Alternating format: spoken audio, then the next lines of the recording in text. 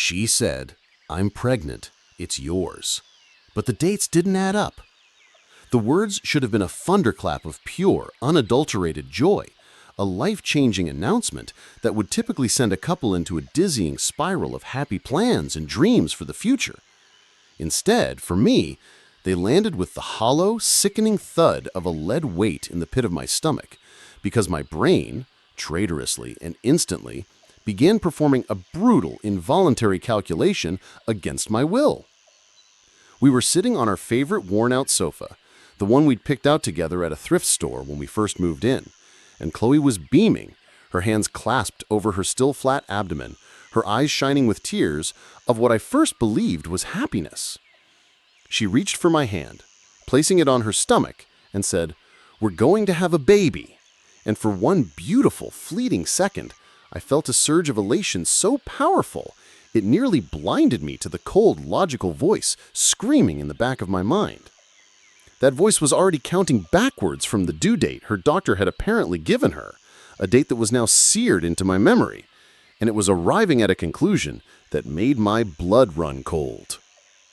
Qley and I had been navigating a particularly rocky patch in our relationship for the better part of 3 months, a period marked by tense silences, petty arguments over nothing, and a growing emotional distance that felt like a physical chasm in our small apartment.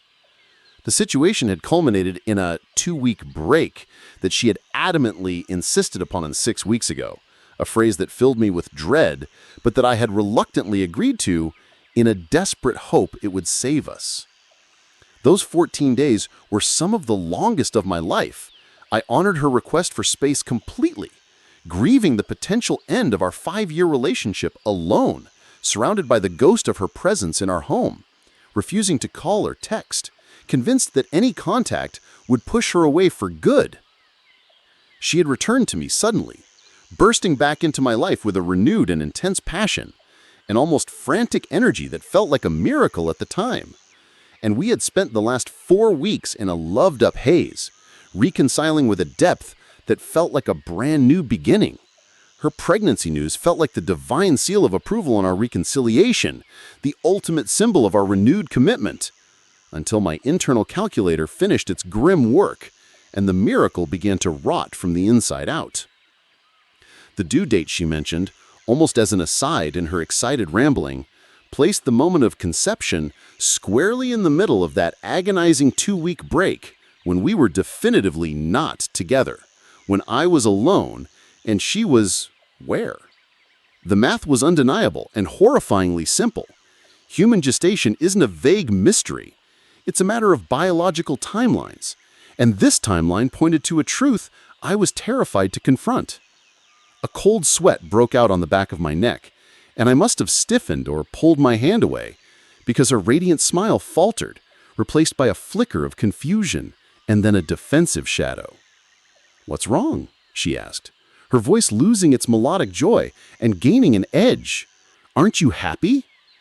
I took a deep, shaky breath, choosing my words with the care of a man navigating a live minefield, and gently, nervously, pointed out the discrepancy, framing it as a simple question, a curiosity about the doctor's estimation.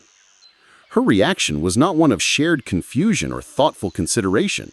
It was instantaneous and volcanic. Her face, which had been glowing with maternal joy, transformed into a mask of wounded, righteous fury. The tears that welled in her eyes were no longer happy ones, but tears of betrayal and anger, and she launched into a tearful, loud tirade that echoed through our apartment. She accused me of looking for an excuse to abandon her and our baby, of being a coward who couldn't handle responsibility, of inventing a problem because I was secretly not ready to be a father.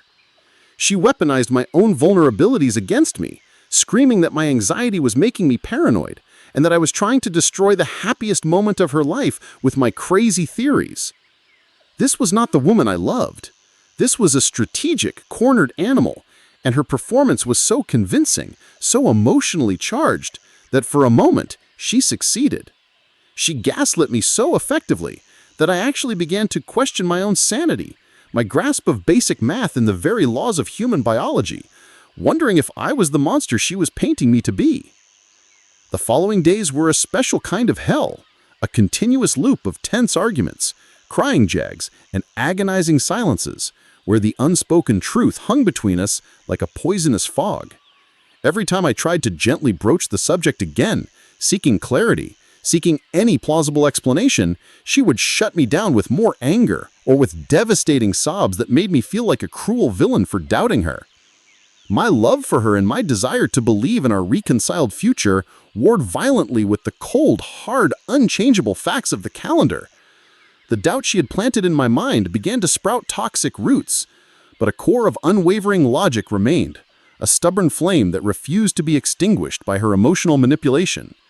I knew, with a certainty that chilled me to the bone, that I needed irrefutable proof, something beyond dates and math, something that could not be argued with or dismissed as paranoia. I needed science. The wait for the results was a 7-day torture session, each hour stretching into an eternity of anxious what-ifs. What if I was wrong? What if I had catastrophically broken the trust in our relationship forever over a simple miscalculation? What if I was the father and I had to spend the rest of my life trying to make amends for this profound betrayal of doubt? These thoughts haunted me, but they were balanced by the terrifying alternative, a life built on a fundamental, catastrophic lie. When the email finally arrived, my hand trembled so violently I could barely click the mouse. I opened the PDF, my eyes scanning past the legalese and disclaimers, skipping directly to the final conclusion. The words were simple, clinical, and utterly devastating.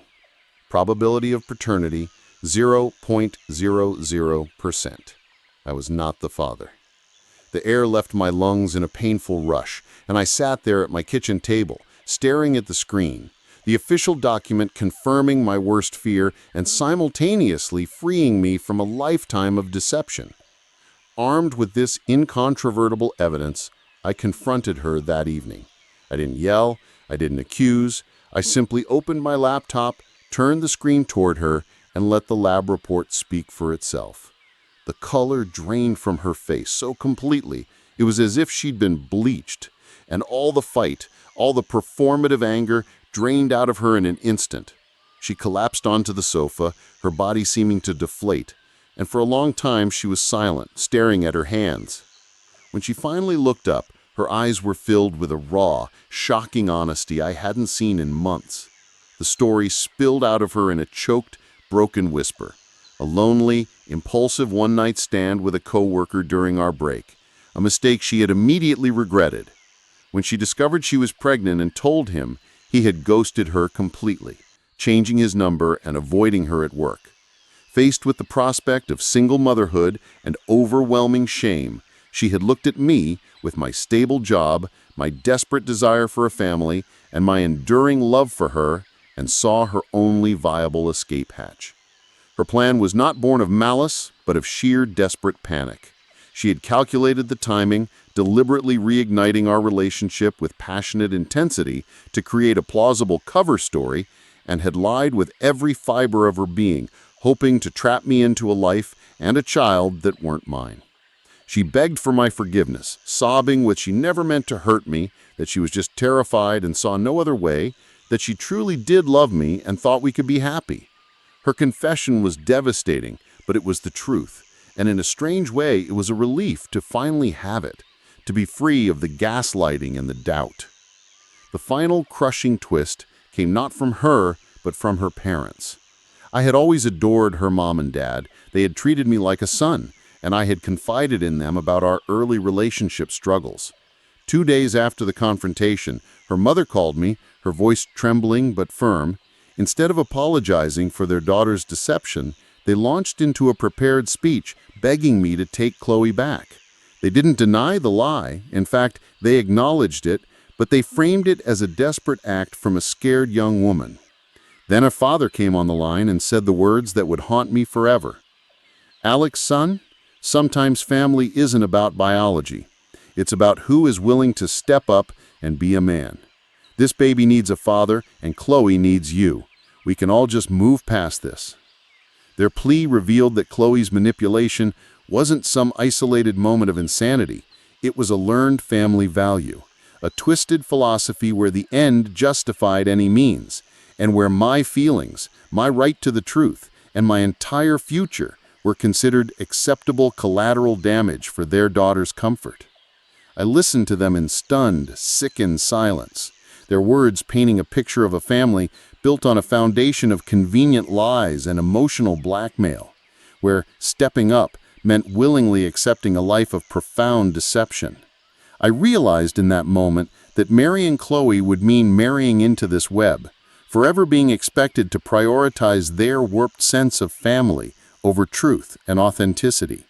The dream of a family I had held on to so tightly, the dream she had offered and then poisoned, shattered completely.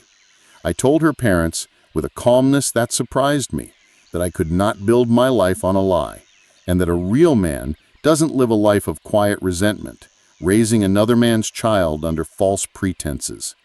I hung up the phone, the last tie to that life severed. The choice was finally clear, and it was the hardest one I've ever made. I walked away from the woman I loved and the family I thought I was joining, choosing the painful truth of a lonely future over the beautiful, comfortable lie they were all selling. The dates didn't add up, and neither did their idea of love.